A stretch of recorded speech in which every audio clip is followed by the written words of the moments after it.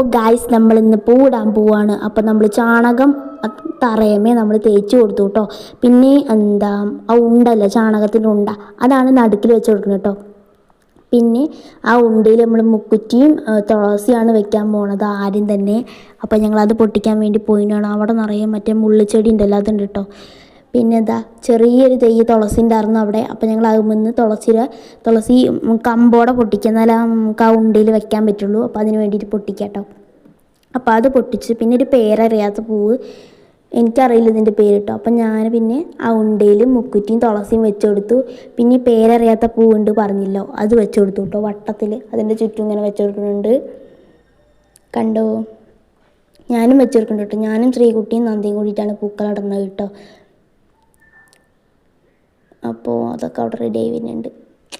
മഞ്ഞിനെ അടിപൊളിയായിട്ടുണ്ട് നടുക്കൽ. പിന്നെ കാശിത്തുമ്പ, റെഡ് കാശിത്തുമ്പയിൽ വെച്ചെടുക്കണം കേട്ടോ. അതിൻ്റെ ഉള്ളിൽ മുട്ടൊക്കെ ഉണ്ട്, കണ്ടോ. അത് വട്ടത്തിൽ വെച്ച് കൊടുക്കാമെന്ന് വിചാരിക്കുന്നു കേട്ടോ. അപ്പോൾ അത് വട്ടത്തിൽ വെച്ച് കൊടുക്കുന്നുണ്ട്. നല്ല വെയിലാണ് രാവിലെ തന്നെ, അതുകൊണ്ട് നല്ല ക്ലിയർ ഉണ്ട്. അപ്പോൾ ഞങ്ങളത് വട്ടത്തിൽ വെച്ച് കൊടുത്തു. പിന്നെ അതിൻ്റെ തന്നെ കളർ ചേഞ്ച് റോസ് ഉണ്ട് കേട്ടോ, അതാണ് വെച്ചെടുക്കുന്നത്. അത് ഇതുപോലെ തന്നെ വട്ടത്തിൽ വെച്ച് കൊടുക്കുന്നുണ്ട് കേട്ടോ. അപ്പോൾ അങ്ങനെ അത് വെച്ചിട്ടുണ്ട്,